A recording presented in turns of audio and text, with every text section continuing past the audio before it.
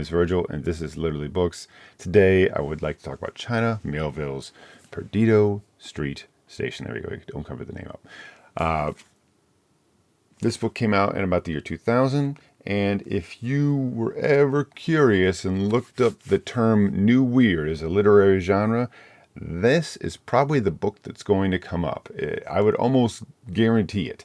It essentially crystallizes the genre in a lot of ways. It's sort of shown, this would be like the thing to say, what is New Weird like? Or what is New Weird? It's like, well, it's like this book.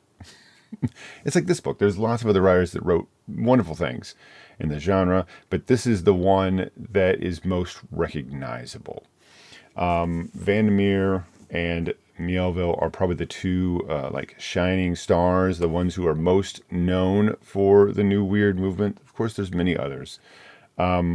And Vandermeer, in his 2008 short story collection, The New Weird, which came 8 years later, right?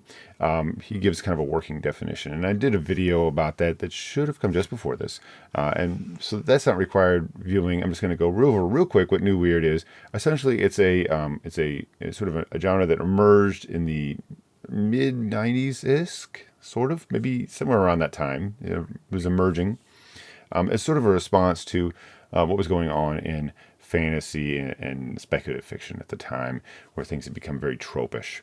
And usually characteristics of New Weird are an urban environment, a emphasis on de-romanticizing things that traditional fantasy and fantasy tropes would romanticize, and sort of paint in a loving picture. And the other one, which I had to write down because I cannot, for some reason, keep three things in my head I don't understand, and secondary world. My goodness. Secondary world, which means that generally new weird fiction should not be in our universe, right? So it's not a distant Earth in the future or something. It's not another planet that we colonized and left. It's like it's not really our dimension, right? A completely wholesale new creation in a sense. Okay, there should be no recognizable geography. So that's basically what New Weird is. The story of Perdido Street Station all happens in the city of New Krobazin. The experience of reading this book, in a sense, it's kind of like that Scorsese film, The Gangs of New York. It's kind of like that. That's not bad. If you think of The Gangs of New York with a sort of fantasy take, okay, then you're getting close. It absolutely subverts a lot of your expectations. It definitely is interested in doing that, to do things differently and weirdly. And I think it's really a very entertaining and interesting look at things. It does so much. This is not a short book, by the way. Somewhere around 700 pages in this publication. But in 700 pages, I don't think I was ever bored. I don't think I was ever like, who is talking or anything. I was just, the whole time reading this, my initial reading, of course this is a reread for me, I was just blown away by how much creativity was being thrown at me just nonstop, right? Tons of world building, tons of weird, like, I guess you'd say magic systems or something, right? To use those terms, all kinds of that stuff. And there's like different ones too. All kinds of strange life in this city, right? Strange things going on here. All kinds of like disparate groups of people that have come together in this city. Cactus people and bird people and the Kepri and the Vaginoi, who are sort of like water crafters, and that's only a little bit of what's there. It's like, to me, it's like a kitchen sink book, right? You know the term, like everything but the kitchen sink? Well, this is the kitchen sink too, right? It's all in here. It's got so much going on. So, like, I feel and felt at the time when I first read this, and still even now, feel like this book could have easily been split up into multiple parts to be more profitable. It could have easily been done. Very easily could this novel have been stretched out or whatever else, and, we could have been given extra exposition or whatever. But it isn't done. It just isn't done. So what is the story about?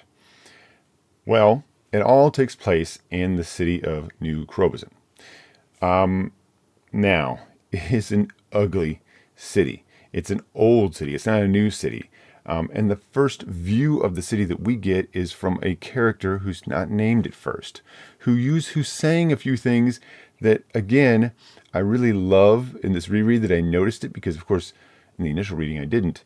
Notice some of the things that this character is saying in the first page of this book, that are sort of like cluing us into things that the character, about the character, but you just don't have the frame of reference yet. So to go back, it was really great to say, like, oh, I didn't notice that he's saying these things, and I didn't pick up on it at the time.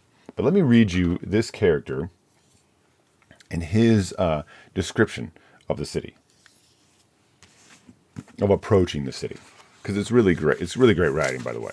The river twists and turns to face the city. It looms suddenly massive, stamped on the landscape. Its light wells up around the surrounds, the rock hills, like bruised blood. Its dirty towers glow. I am debased. I am compelled to worship this extraordinary presence that has silted into existence at the conjunction of two rivers. It is a vast pollutant, a stench, a klaxon sounding.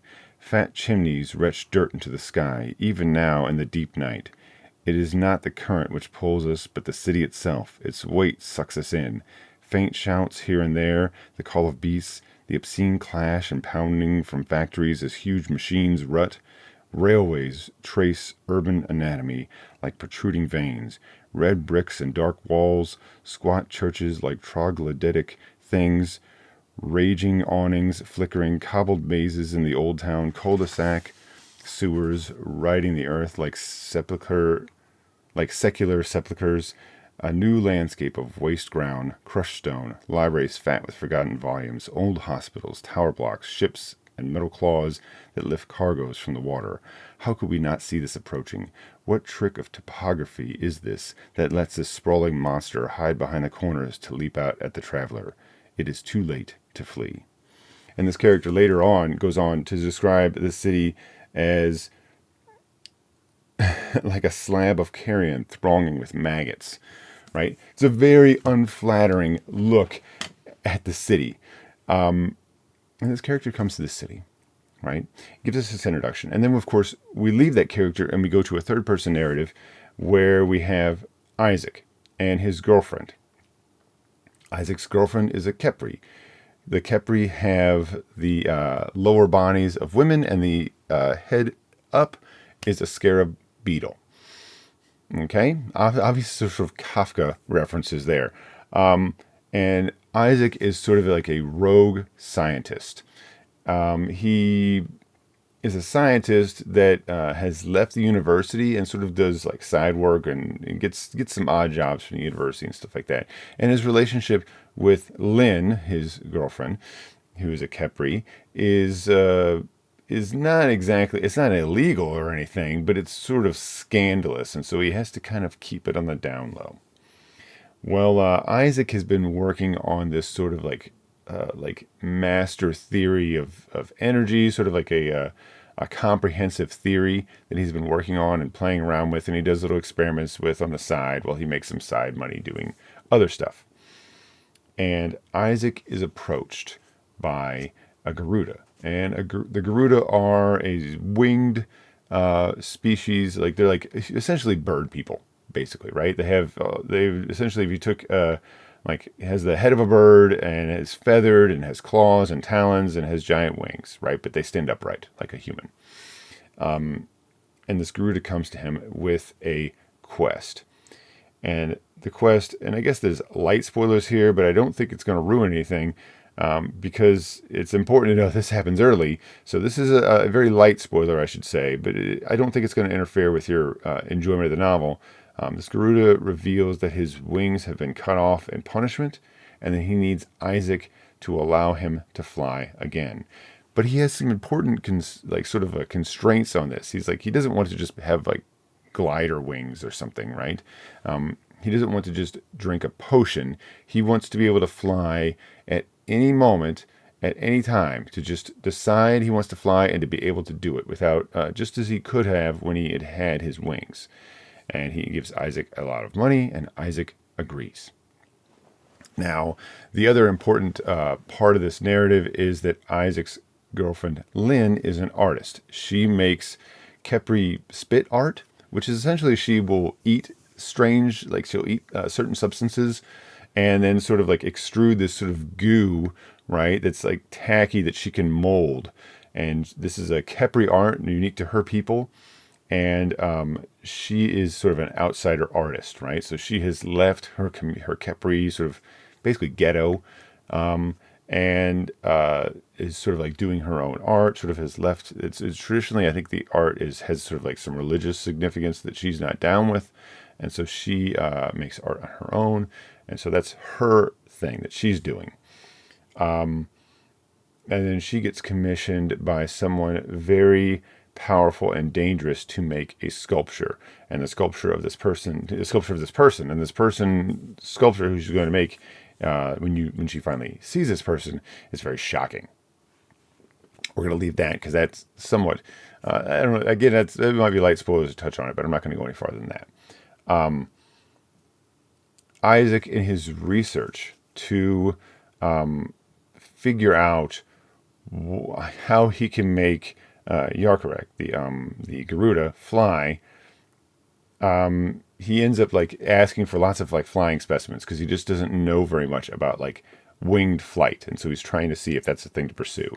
And so there's a whole bunch of stuff there where he has like all these like essentially birds and other flying creatures in the city brought to him. He also says, well, like anything that might fly, so like moths or butterflies and stuff like that would be fine. So he gets delivered this very strange caterpillar, if you can see that image. This very strange caterpillar that is very sickly and you can't get it to live. And this ultimately does result in something really, really, really weird happening. And then that becomes the focus of the book. What happens with the caterpillar is where the book goes, right? There is, at some point, a monster that comes. Isaac feels some responsibility with it. The local government can't handle it, and so lots of disparate, very strange entities are contacted to help put down this creature. And so Isaac and his friends are sort of struggling to stop this creature, to not be arrested or killed for their involvement in the matter. Lynn gets involved in a separate way, and just variety of unusual and exotic and very strange and frightening supernatural entities are employed. This book is like steampunk and biopunk and like weird fantasy and horror. It's all in there. And the main monster, I guess you could say, of this book is genuinely pretty damn frightening.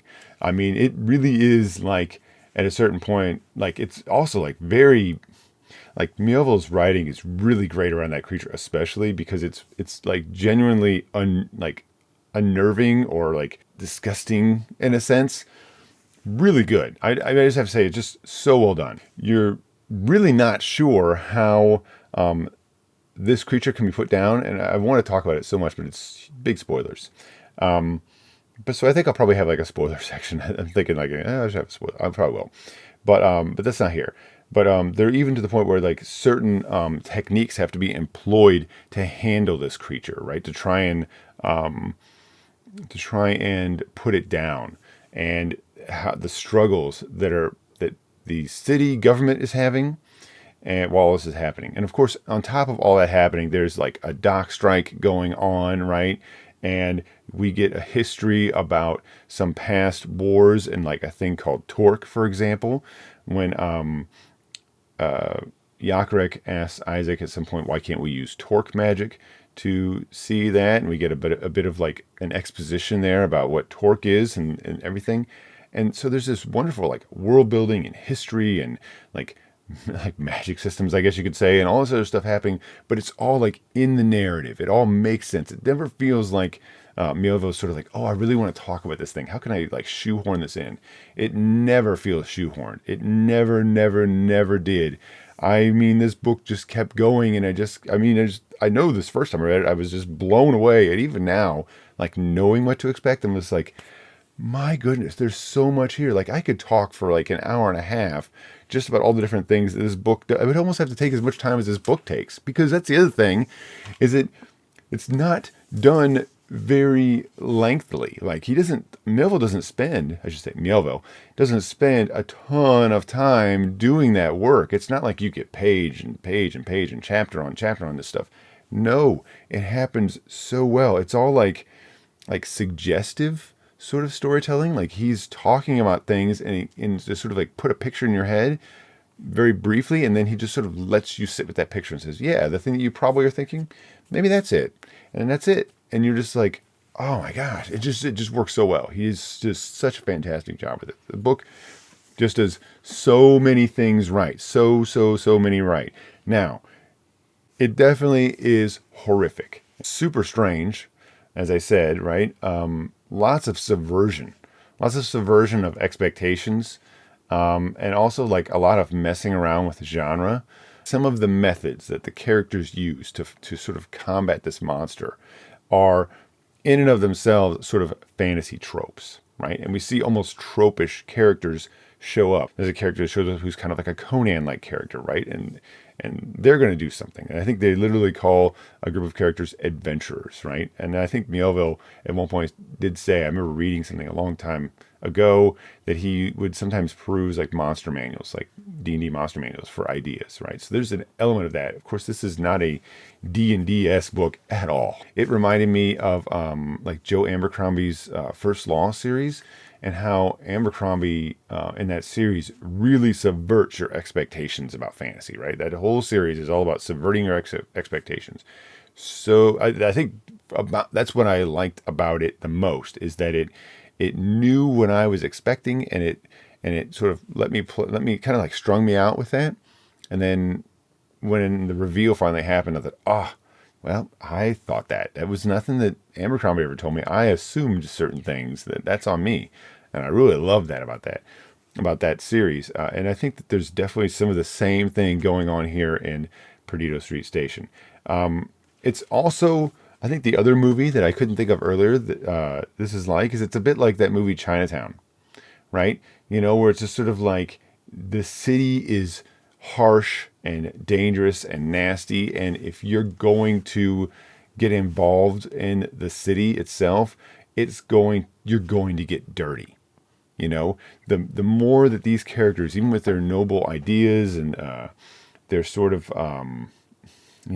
their principles, their morals, even though they're trying to do the right thing, these characters who are trying to be very upright, really heroic, like intent per se, at some point are given a situation in which there's no right choice, right? There's no right choice. That's absolutely something that happens. And I enjoyed that, not because I like to see characters squirm or because I like, have some sort of like weird sort of like sadist sort of thing to see people suffer or anything, but because it is sort of like real, like a real world presentation, right? It's not this black and white presentation that a lot of times we get in fantasy, where it's like an easy, obvious choice. You want to do this thing. This is the thing to do. This is the right thing. And it's like, these characters are like, this is the thing we need to do. We really need to do it for the greater good, but it's kind of terrible. And we kind of have to do it. And these characters it hurts them. They're not excited about it. That's why I say sometimes it's a little bit of a bummer, right? Sometimes new weird stuff can be a bit of a bummer in that sense, but I think that it allows the characters to encounter complicated situations and then have to deal with it. And I will say the sort of final reveal, there's like a final moment in this book where you get a reveal about some stuff. Maybe you see it coming, maybe you don't. But what I thought, there was a really interesting and intelligent conversation that happened even at the very end of this book. So this book is good and still doing interesting things even at the end, where I feel like after a certain point, a lot of, especially fantasy, but a lot of books, I don't mean to pick on fantasy there, a lot of books will tend to, after a certain point, just sort of say, well, that's it. Now we're just going to tie all the bows up and, send this book on its way. It's like, nope, that's not good enough. It's not good enough here for this book to do that. Really fantastic. I really can't recommend it enough. So I'm going to say, yes, go read this book. Now we're going to talk about spoilers, but I need to give you a minute. So take a minute if you don't want to be spoiled, because I'm going to start spoiling things. I'm going to spoil, let me think, percentage of spoil. What is my spoil percentage? Like 30, 40%, I guess. I'm going to try not to go too crazy. But I do need to talk. So I'm going to talk about what the thing is, right? I'm going to do that. But I'm not going to say. I'm not going to give too much of a review. Okay, I'm not going to give too much review. So I think I've been talking for a minute here. I think you had enough time. How you guys doing? You doing okay? Did you make it this far? Thanks, by the way. Hey, we got a little break here while we're making sure everybody skips. I don't think I needed this much time. If I could say like and subscribe, right? You know, I mean, hey, I love new weird stuff. If you want to see me talk about new weird stuff, please let me know because I really like this stuff. I really hope somebody wants to see it. Because I really want to read it, right? And one of the absolute huge benefits of this channel is to get to talk about the stuff that I really want to read. No one else I have known has ever read this stuff. No one, I've never really talked to anybody else who read it, at least not in person. And so, of course, we're not having an in-person conversation anyways, but you know what I'm trying to say. I never really got to have those conversations, and I was really excited about this genre and the fiction. I'm still excited about it. I still think it's neat. Still think it's interesting. Really great.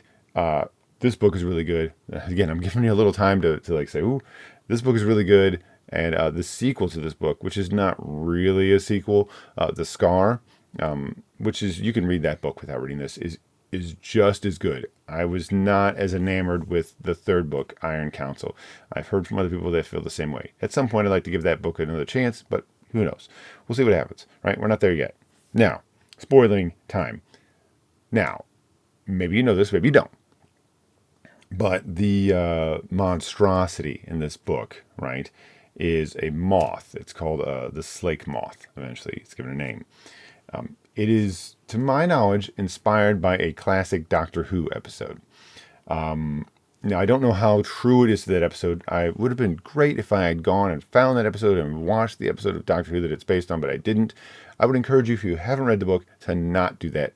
To read the book first and then to go seek it out, because I don't know if seeing that is going to spoil the book. I don't think it would.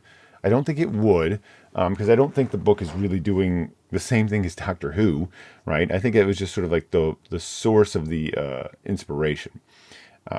But this slake moth has these wings that it spreads its wings, and they're like insanely hypnotic.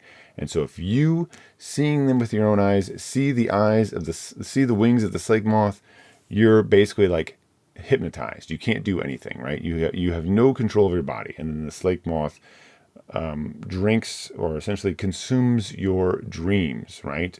By like physically inserting its tongue in your mouth and like drinking your thoughts out of you, so that when it's done, and leaves, your body is still alive, but you are essentially brain dead. There is nothing else, no other thoughts in you. And this works and it can feed on like anything that can dream. Okay, so so essentially there's really nothing that's immune to it. And like I said, there's supernatural entities. There's at one point, I think, like they make a call, essentially they make a summons, and they go and talk to like a demon from hell, or a devil maybe. I'm not really sure if there's a distinction in this book. All right, they talk to them about doing something. There's this thing called the Weaver, which is this giant spider, and they try to, but it's like very unpredictable and dangerous, and they try and get it involved, and it is actually instrumental in the plot.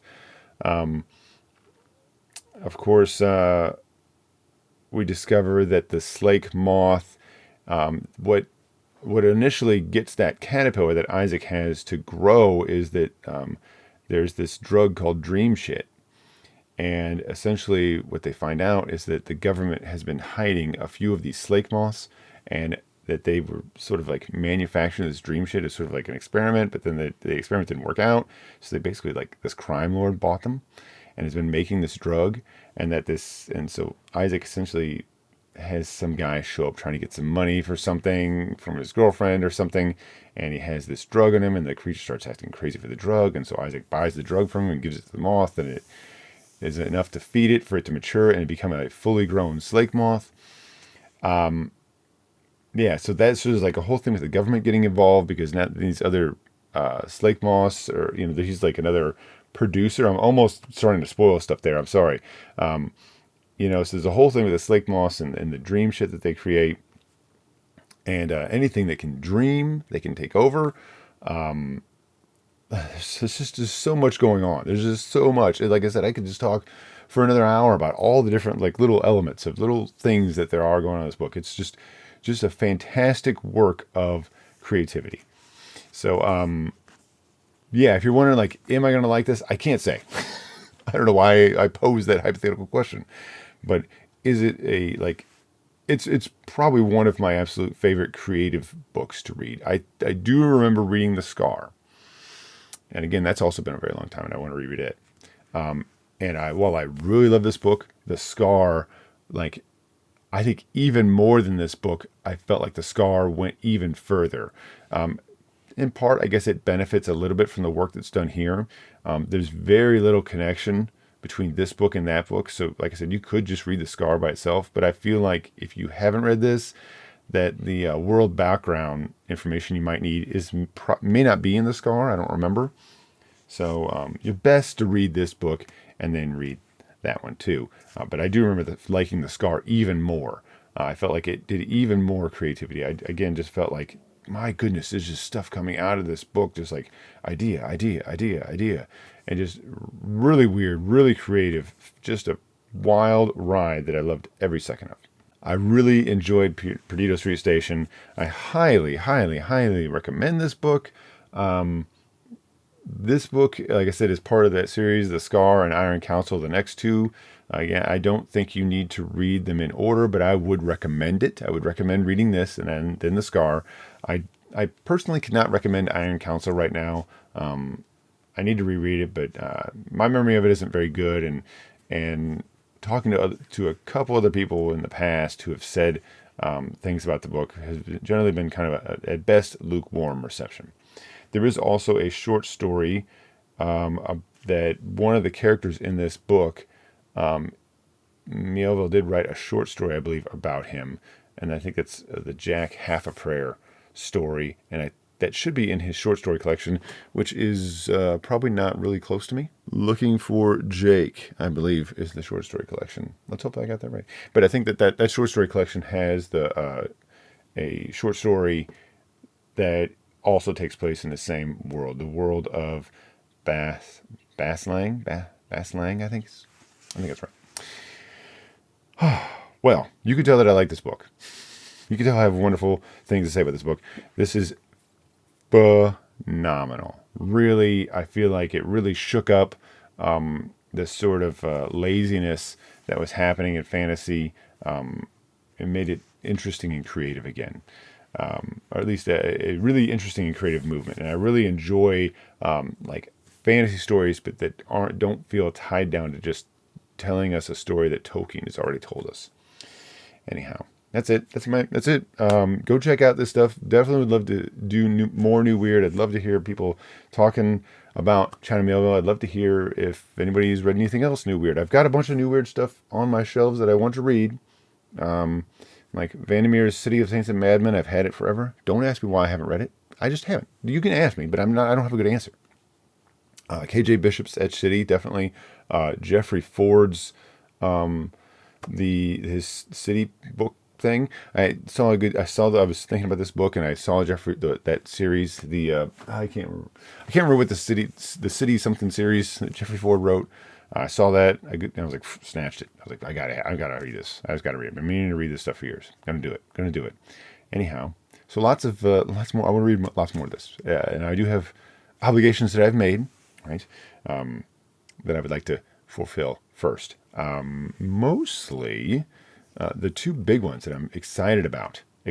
Although I'm excited about lots of this stuff, but the two big ones I'm excited about is to read the Niftaline book, which looks really good from Michael Shea. It's a sort of sword and sorcery fantasy series. And then Chris sent me a copy of Hard Boiled Wonderland of an older translation that he recommended. So I'm excited to read that. Those two books I'm very interested in. I foresee lots of good reading in my future, which is always a great thing to think about as a reader. You're like, oh, this is gonna be so cool. So anyhow, excited. That's it. I got nothing else. I mean, I have lots of stuff. I can just keep talking, but nobody wants to see me just keep talking. Anyhow, thank you very much. That's all for now. Let me know what you think about New Weird. Let me know stuff. Just talk to me, please. That's it. That's all. Bye.